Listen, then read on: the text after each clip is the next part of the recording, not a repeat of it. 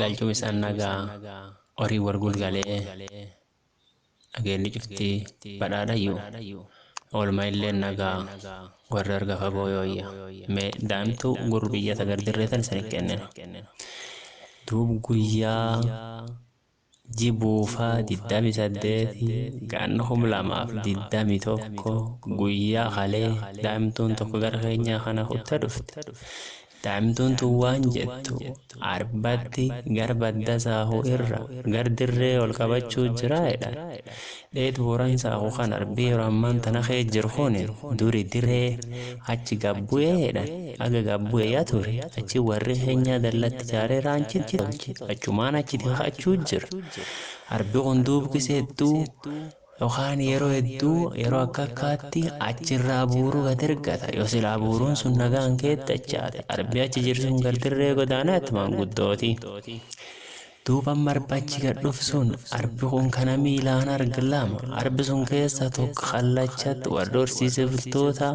hagam sun qubaate yookaan oromoon kabra naannoo sun jiru taatu booran taatu nam qawwee qabu hawalii achi jiru eennak taddaan baasullee yoo baatan namoota qawwee qabaniin du'ee reeffisa khallachi ciisaa jedhan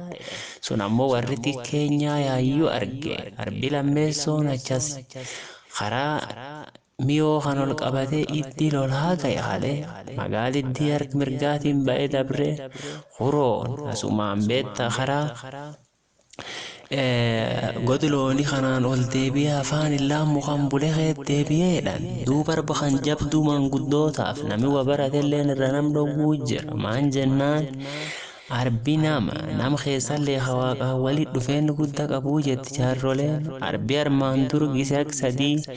gad dhufeedhaan sun keessa tokko arbii hagada jaldeessaa booran dirree gamtula sallanii keessa waare gar booran keeniyaa keessa qubatu saafuu galeedhaan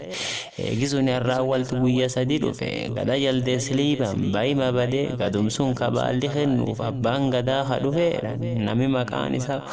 horuu jedhanitti arbi sun gabbise duubin tolle gada boruu madhaalle akkasum dhufe afaan tula meelbanaaf fuuldeeffate isaa deemuu jiru fura arda jara lichee tana gurbaan gosboorana mariyyuu tokko arba hangalaafate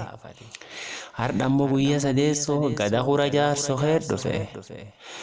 warri kanaan dura kormu khotte kopha gorte akkasi jeessun tokkolleen hin tolle wanni sun waan arbaaniti waan namaat waan warra argaa dhageetti qabu tarbisuun ag bisaan galaan daawwaa dhugee gangalatutti deebi'utti neejji tanaafuun tuqinaa jette maanguddoon amma ammoo fuul keeffachisan kalee galgal nami tokkillaan mudha'eedhaan amma arbi kun hin jireennaaf jiraachuu dhabuusaa guddoo mirkanaaniti ammoo afirri gad deebi'eedhaan tanaaf warri dheedhaas haareeroo kamiyoo haguchiif mooyyale arbi sun akka dansaatiif tolchaa fi namaan jennaan arbi gam tokkolleen kenna tiiqa horii haan ennaan waan akka turizimii haddaddan argise lammeessoon ammoo haayoo golboo tolba'uu golboorra dirree tolba'uu jira kanaaf wanni kun fuula oromoo seenaatiif guddoo dansa waan taateef arbatti hin bu'inaa waaqina kan guutinnaa horaa bulaatee bulaatee